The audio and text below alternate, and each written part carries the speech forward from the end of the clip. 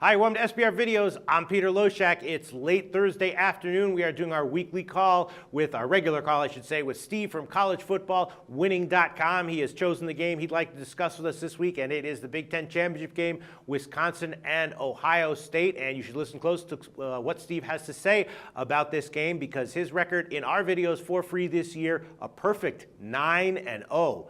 Hard as that might be to believe, it's absolutely 100% true. He's covered 9 games with us, given 9 picks. All 9 have been ATS winners. Steve from collegefootballwinning.com. Thanks so much for being back with us. Thank you for having me back, Peter. That's a very kind introduction to me. Well, you earned it. You gave us that. Thank you so much for giving us all those free winners. Even if someone just tailed 2 or 3 of them, they got some free money from that. All right, so Wisconsin-Ohio State is the game that you chose this week. This is an interesting one. Some factors. We'll see how much you give weight to them. First, tell everyone what your website, collegefootballwinning.com, is all about. Peter, at collegefootballwinning.com, as you know, all we do is college football betting analysis all year round, even in the off season. It is our only focus. We're a company that's founded on making our betting recommendations using algorithms, and we call those algorithmic betting recommendations our formula. Last year, you heard this over and over again, our formula finished the season 66.18% against the spread. This year, for all of our betting recommendations, even the ones that are non-formulaic, since the 3rd week in September, so from few months back up through now in December, we're 63.11% against the spread. All of our betting recommendations this season, I think we're the only such service that offers a complete money-back guarantee on the entire season. And you can still get that from now through the end of bowl season. So you come to collegefootballwinning.com, put in coupon code SBR10. That's SBR10. You'll get 10% off of any membership that we're currently offering now through the end of the bowl season. All right, Steve, that sounds great. And Wisconsin-Ohio State is the game that you chose to cover. Right now, Ohio State is a 4 or 4.5 point underdog. Of course, it's being played at Lucas Oil Stadium. It's at a neutral site. Total is 52.5 right now.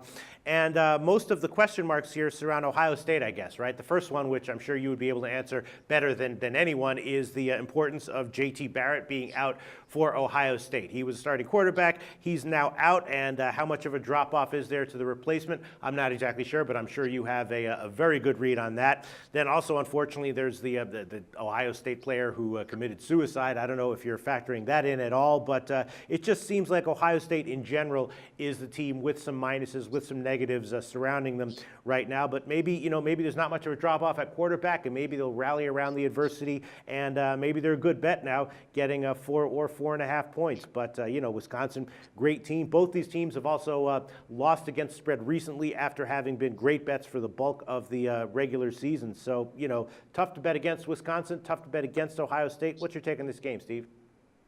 That was an excellent introduction, yes. Peter. No prompter. You've always impressed me that way. Mine is definitely not off the cuff. I'm using all my notes. So here we go. You introduced it very well by really giving us, I think, something so huge. I mean, and this is not news to anybody, as you said.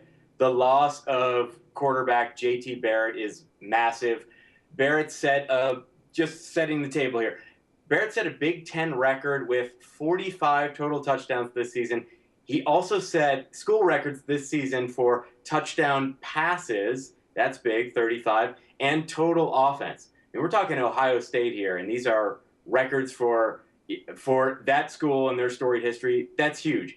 And he was, as everybody knows, the replacement for Braxton Miller. So now we're looking at Barrett's replacement.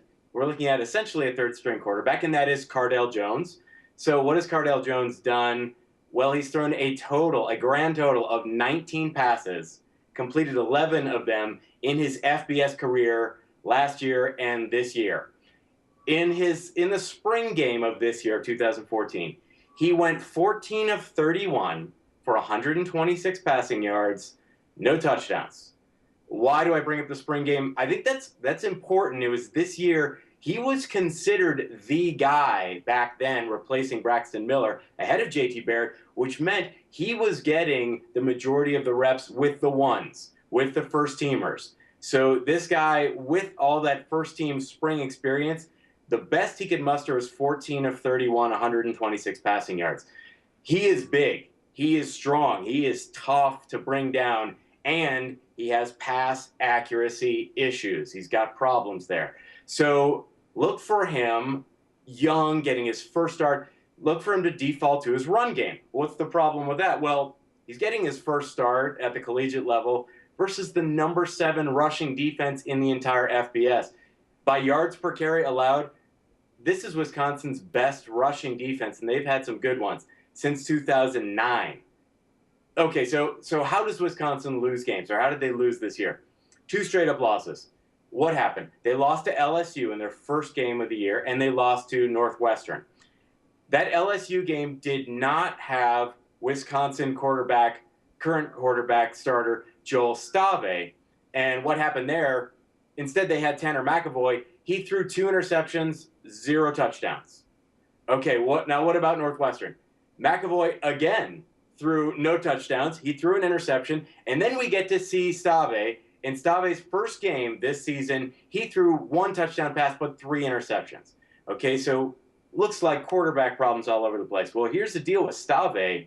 He's not going to impress anybody statistically, but here's what you should know.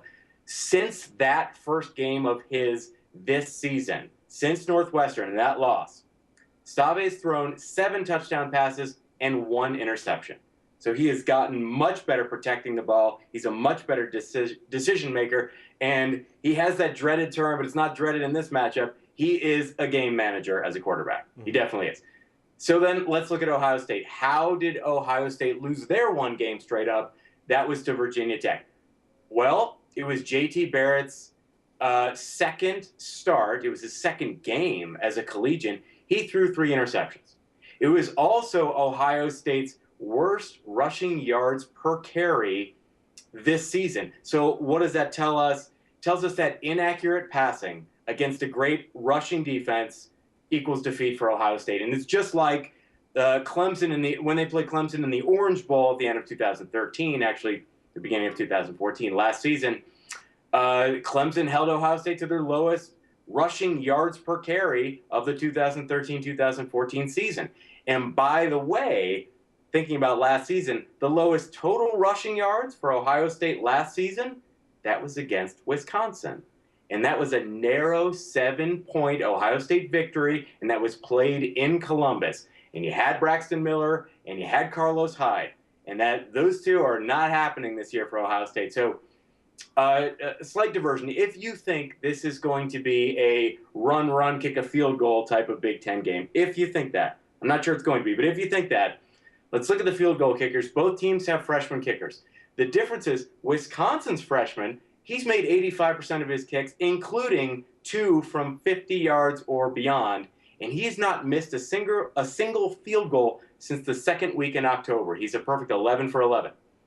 Ohio State's freshman kicker, on the other hand, he's made a grand total of 62.5% of his field goals, including just 1 in the last month. So 1 out of his last 3 tries. Advantage Wisconsin. Okay, by the way, what haven't I mentioned here? I have yet to mention that Wisconsin has the best rushing offense in the FBS measured by yards per carry versus FBS competition. Wisconsin is averaging 7.42 yards per carry versus the FBS. That's insane. That's insanely good. You'd have to go back 5 seasons to find a team that could even approach that statistic. And so how is Ohio State at stopping the run? Ohio State's rushing defense statistically ranking 49th in yards per carry allowed versus the FBS. This is one of Ohio State's, in terms of modern history, one of their worst rush defenses, at least statistically. I looked back, Peter, more than 20 years in Ohio State statistically. I could not find an Ohio State defense that allowed an average of 4 yards per carry in a season the way they have so far this year. So that spells big trouble for Ohio State, and that has nothing to do with J.T. Barrett. Conclusion, I'm not going to pretend that there are no mysteries in this game. There definitely are. I personally think that we might see a trick or 2 from the amazing Ohio State athlete, Jalen Marshall. Jalen Marshall actually played quarterback in high school. He's a phenomenal athlete. I'm expecting to see some trickeration there, and of course, we know that the coaching is excellent at Ohio State. So surprises are there for the taking. But in the end, Peter, I think that a pick'em game would have been a reasonable line with JT Barrett. Now, without him in this situation, I think his healthy presence is worth more than just the 4 points. So the conclusion is I would take Wisconsin and I would give up 4 points. There you go. Steve from collegefootballwinning.com has spoken. Wisconsin -4 it is. Can he go 10-0? I guess anything's possible. Right now, 9-0 against spread is his record in our videos so far. Steve, thanks so much once again. The SBR Network offers free sports picks and game breakdowns, big money free betting contests year-round, a real-time Vegas-style odds monitoring service, and much more. So come see for yourself. To stay updated on SBR news and promotions, follow us on Twitter, Facebook, and Google+, and do be sure to subscribe to the Sportsbook Review YouTube channel to catch all our daily sports shows.